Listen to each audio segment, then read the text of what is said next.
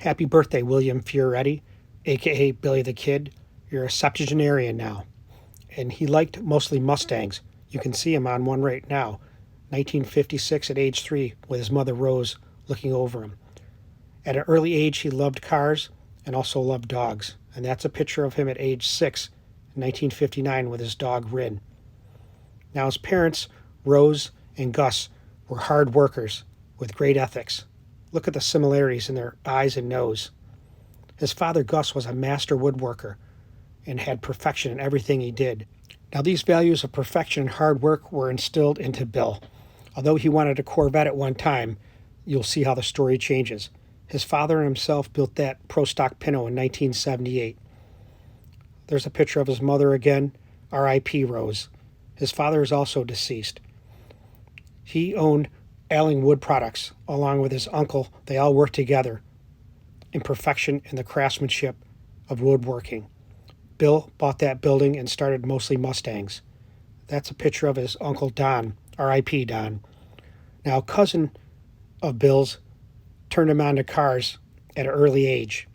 That's Ed Prout right there, one of Bill's early mentors in the 70s, doing what he did best, drag race boss 429s. He taught Bill how to unleash the power that other people did not realize. This is a great poster. Zoom in on this and check it out. Here's a set of Boss 429 heads. I love that. But this video is going to show how a 1970 Boss 429 KK2121 changed Bill's life forever. This is the last ride.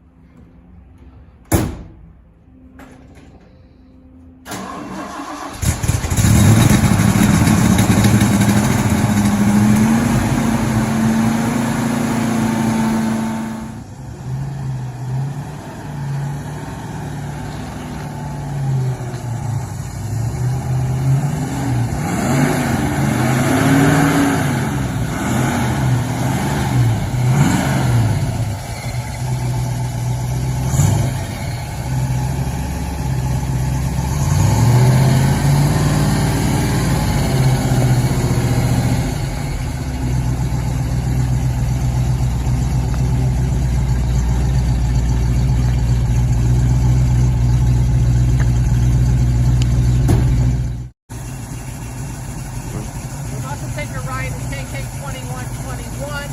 I've owned this car for 39 years. It's a penultimate ride. I do have somebody that's interested in buying the car, which is what happens down the road. But serial number is OF022109080. It was built on 9/16 of 1969.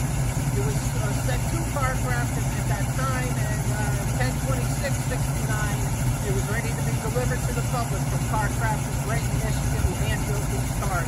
They modified a stock Ford Cobra Jet Mustang 1 and then sold them to the public afterwards with the mighty Boss 429. I'll open the hood so you can take a look at that running, and then I run it down the line and take it for a ride. This is a completely stock 429, stock door, stock camshaft, stock carburetor, and I wanted it that way because that's the way they were built. I kept it that way for 39 years. Let's get in and take it for a jaunt.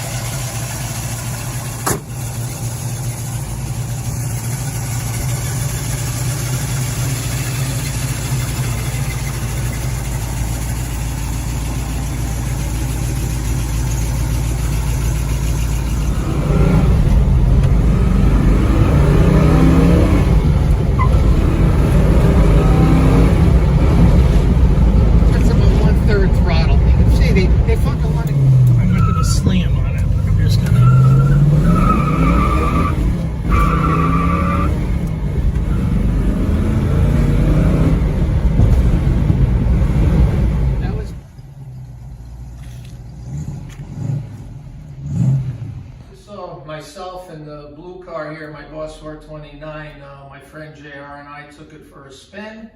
I called it the penultimate spin. Within a day or two, it's going to be the ultimate spin. I'm going to be driving it into a trailer because I just sold the car to a gentleman in South Carolina. And I've had this car for 39 years. I bought it on April 6th of 1983 from a Ford dealer. And ironically, it's going to a Ford dealer in South Carolina who has a nice collection of cars, and this will be part of the collection. He also has a Boss 351 that I sold him a couple of years ago. Anyway, to start the ball rolling, we're going to start with August 28th, 1969. My father bought me my first car, brand new, 69 Mustang Mach 1. Little did I know at the time that it was not only going to be my transportation vehicle, but it would actually be the vehicle that would lead me to a career in restorations. I was a part-time racer, and I raced Boss 429 engines. I had one of the best mentors for Boss 429 engines in the United States, Ed Prout, who held NHRA national records. We'll take a couple static shots of those photos of him in a little bit so you can see his car. And then I led into a 351 Pinto. In between, I was building a Boss 429 Maverick with a couple of partners and friends, Corolla and Monroe and Fioretti. That was abandoned, and we decided to build the 351 Pinto, which also was abandoned. April 6, 1983, I bought this car from a Ford dealer in Danbury, Connecticut. I had been looking for one for 3 or 4 years after I sold my race car, and I finally found one. It was right in my backyard in Connecticut. It was well maintained, and my father and I trundled it from Danbury to Hamden. And 1983 and through 1984, we proceeded to do a full restoration on this car. We started showing it at local shows, and people were enamored by it. They said the work is beautiful, who did the car, and this is where it led me to a career.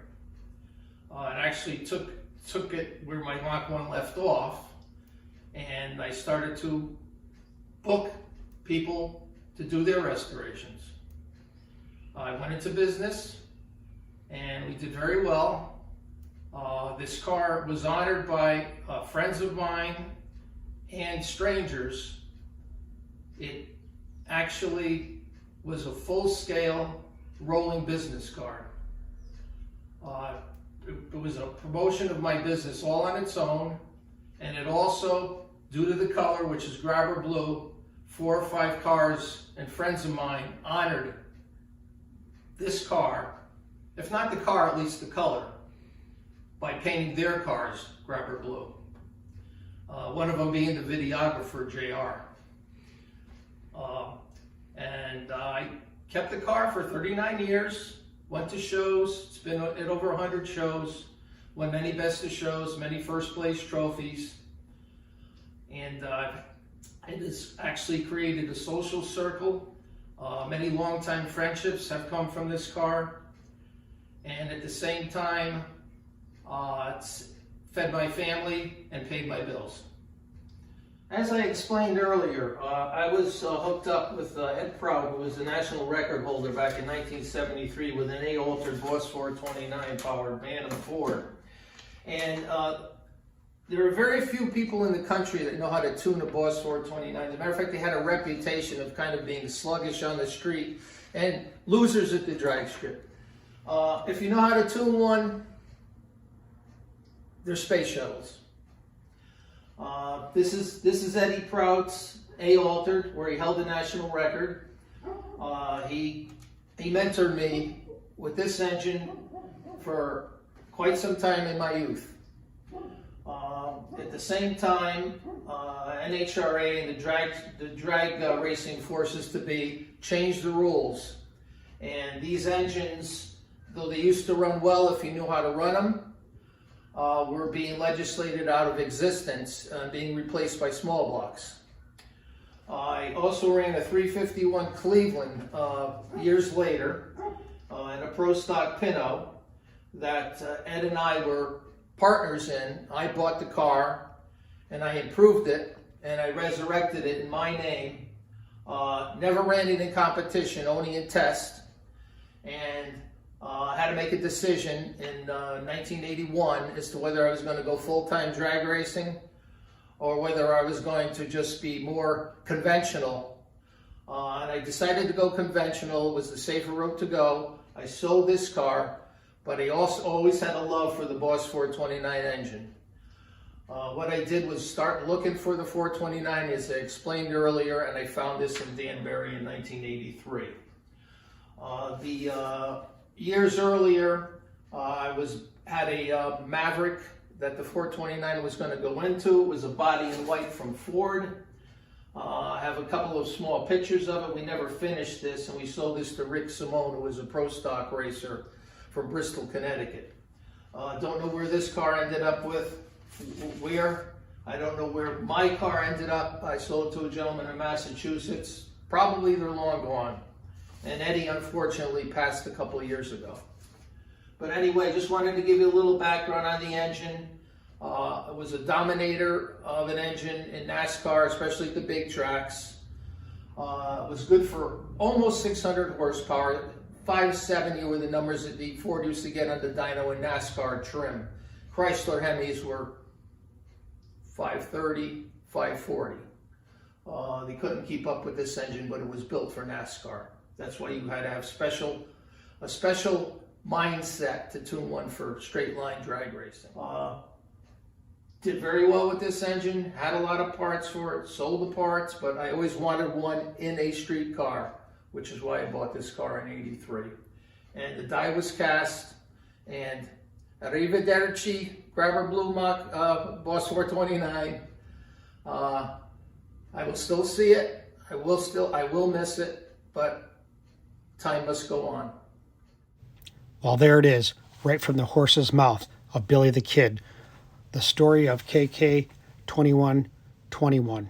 I can tell it's hard for him to give this car up after all these years, but it's what started his business and gave him the drive, along with his father's penchant for perfection, which Bill carries on through all of his builds, because he not only restores and builds Mustangs, but any type of muscle car, and has done a few Hemi cars. I love these pictures. Look at those wheels, the original Goodyear. Here's a look inside his stable. The car on the left is a '69 Super Cobra Jet he restored at Mostly Mustangs. Over 2,000 hours of work. That car's for sale. If anyone is interested in it, let me know. But here's inside a look at Mostly Mustangs. They only do 3 or 4 cars a year, and that's the secret. Here's a picture of the '69 Super Cobra Jet before they restored it. Bill has many accreditations with local car clubs and national organizations on judging Mustangs. There's a picture of the Day 1 Mach 1, as he calls it. And again, that car is for sale. Beautiful. With a 428 Cobra Jet and a stick, you better hang the hell on. Here's the judging criteria for that '69 Super Cobra Jet. Bill also wrote Wayne Gap and talked to him about Boss 429 parts and what he thought. Got to read that letter. One of my favorite Mustangs, '71 Boss 51. They only made 1,806 of those cars. I love that color combination. Now remember, there's only 3 guys that work at Mostly Mustangs, and they only do 3 or 4 cars a year. That's Bill, Joe Hagopian, and Joe Campos. They used Bill's KK2121 1970 Boss 429 to make the Franklin Mint model. Remember, they only made 499 of those cars. There's only 220 known to be in existence. His issue is a Franklin Mint advertising showed a blue hood scoop and his had black. Franklin Mint, change it to be the correct way. So you've seen some pictures of the car, what he sent me, and the history on the car. He also sent me one of the original Franklin Mint models. These are pretty cool. I've never had a Franklin Mint die-cast type model, but they come packaged really well. Authentication papers are right here. You have these cool caps with Ben Franklin on there. He's probably key in making this stuff. Old Ben.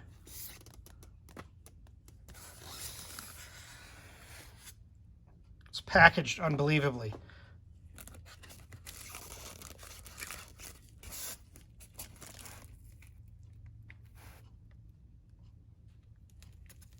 That says gloves. I have my own gloves. I don't want to touch it. I guess I don't want to get fingerprints on it or oil from your hands. But it's packed well. It's got this little foam thing to protect it.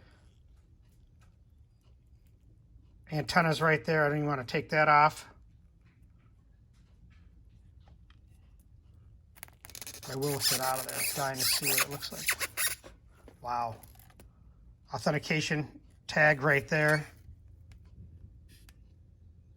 This thing's heavy. I mean, this thing must weigh, I'm telling you, it weighs 5 pounds. Wow. Shocks are all colored. The exhaust with the factory H pipe, oil pan. You can see the oil filter. Tires are already kind of turned. I'm not going to mess with them. This damn thing's heavy, man. Wow.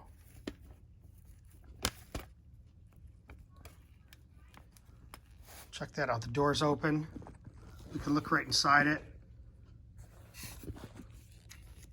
It's got the cool slats. Probably won't be able to see much in there. But yeah. What a model. Whoa. I can't believe how much they weigh. I don't want to damage it. I'll put it back with after. But yeah, that's cool. Very cool. Thank you, Bill Fioretti. I appreciate that. I've showed it on videos and stuff, but never the whole thing out of the box. Boss 429. That's just what I want to make for Andrea's 69 Mustang. Only we want it black.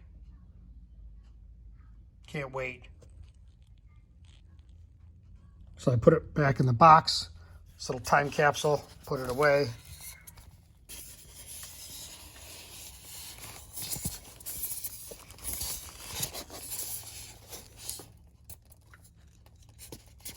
Put a little pen on here to lock it up.